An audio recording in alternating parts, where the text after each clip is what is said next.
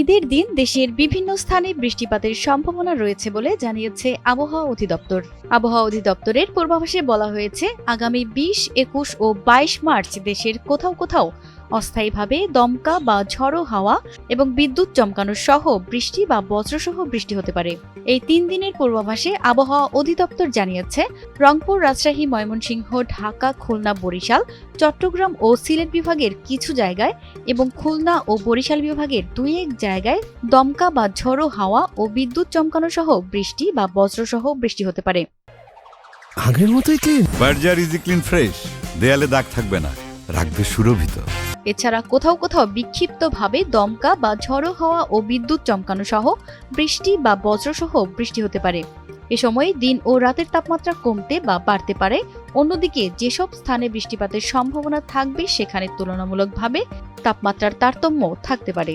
১৯ March আজ বৃহস্পতিবার সন্ধ্যা ৬টা থেকে পরবর্তী ২৪ ঘন্টার পূর্বাভাসে বলা হয়েছে, রংপুর, রাজশাহী, ঢাকা, ময়মনসিংহ, খুলনা, বরিশাল, চট্টগ্রাম ও সিলেট বিভাগের কিছু জায়গায় অস্থায়ীভাবে দমকা ও ঝড়ো হাওয়া ও বিদ্যুৎ চমকানো সহ বৃষ্টি ও বজ্রসহ বৃষ্টি হতে পারে।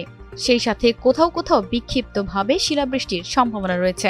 ২০ মার্চ শুক্রবার সন্ধ্যা ৬টা থেকে পরবর্তী ২৪ ঘন্টার পূর্বাভাসে বলা হয়েছে, রংপুর, রাজশাহী, ঢাকা, ময়মনসিংহ, খুলনা, বরিশাল, চট্টগ্রাম ও সিলেট বিভাগের কিছু কিছু জায়গায় অস্থায়ীভাবে দমকা হাওয়া ও ঝড়ো হাওয়া সহ বৃষ্টি অথবা বজ্রবৃষ্টি হতে পারে। আগের মতোই clean. Berger easy clean fresh, দেয়ালে দাগ থাকবে না, রাখবে সুরভিত।